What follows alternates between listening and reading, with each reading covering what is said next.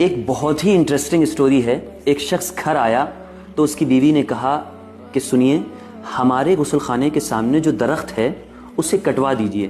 میری غیرت گوارا نہیں کرتی ہے، جب میں غسل کرتی ہوں، نہاتی ہوں تو اس درخت پر بیٹھے کچھ پرندوں کی نظر مجھ پر پڑ جاتی ہے، میری غیرت گوارا نہیں کرتی. شوہر بہت خوش ہوا کہ کیا ہی نیک بیوی، کیا ہی غیرت مند بیوی اس کو ملی ہے. اس نے اگلے دن وہ درخت کٹوا دیا.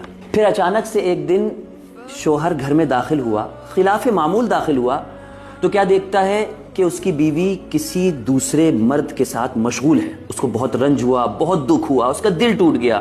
اس نے سامان اٹھایا اور بغداد چلا گیا. وہاں تجارت کی، بہت بڑا بزنس مین بن گیا. یہاں تک کہ شہر کے سٹی مجسٹریٹ، پولیس آفیسر بھی اس کی عزت کرنے لگے. ایک دن کی بات ہے کہ ایک پولیس آفیسر جو ان کا دوست بن گیا تھا، ان کے گھر میں چوری ہو گئی.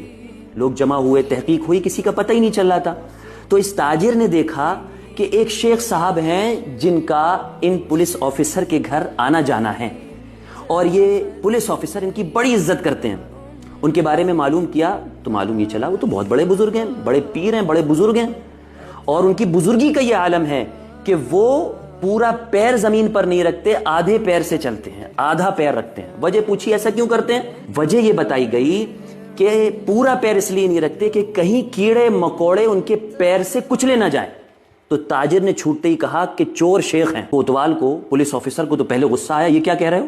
لیکن جب تحقیق کی تو معلوم چلا کہ وہ شیخ ہی چور تھے اور انہی کے پاس سے چوری شدہ مال برآمد ہوا. لیکن اس نے حیرت سے ضرور پوچھا کہ تمہیں کیسے معلوم چلا کہ یہ شیخ ہی چور تھے؟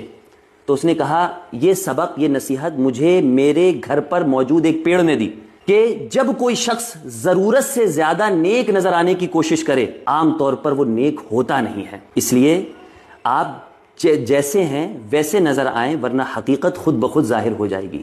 ہم نے اس کہانی سے یہ سیکھا، آپ نے کیا سیکھا ضرور بتائیے گا. والسلام علیکم.